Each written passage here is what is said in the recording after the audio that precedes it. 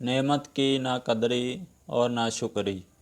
اس بارے میں ایک واقعہ ہے کہ میں نے حضرت ڈاکٹر عبدالحی رحمۃ اللہ علیہ سے حضرت تھانوی رحمۃ اللہ علیہ کا یہ واقعہ سنا ہے کہ ایک مرتبہ حضرت تھانوی رحمۃ اللہ علیہ بیمار ہوئے۔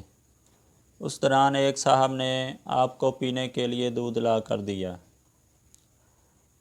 تو ایک صاحب جو پاس کھڑے تھے ان سے پوچھا کہ بھائی وہ تھوڑا سا دودھ بچ گیا، وہ کہاں گیا؟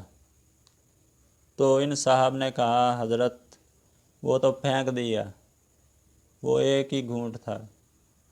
حضرت تھانوی رحمۃ اللہ علیہ بہت ناراض ہوئے اور فرمایا کہ تم اللہ کی اس نعمت کو پھینک دیا، تم نے بہت غلط کام کیا۔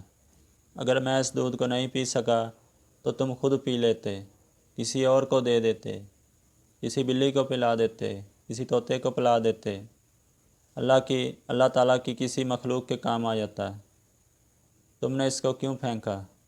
پھر ایک اصول بیان فرما دیا کہ جن چیزوں کی زیادہ مقدار سے انسان اپنی زندگی میں فائدہ اٹھاتا ہے ان کی تھوڑی مقدار کی قدر اور تعظیم اس کے ذمہ واجب ہے۔ یعنی جو چیزیں زیادہ انسان استعمال کرتا ہے ان کی جو تھوڑی سی مقدار ہوتی ہے اس کی بھی قدر کرنی چاہیے۔ مثلاً کھانے کی بڑی مقدار کو انسان کھاتا ہے اور اس سے اپنی بھوک مٹاتا ہے، اپنی ضروریات پوری کرتا ہے، لیکن اگر کھانے کا تھوڑا سا حصہ بچ جائے تو اس کا احترام اور توقیر بھی اس کے ذمہ ہے، اس کو ضائع کرنا جائز نہیں۔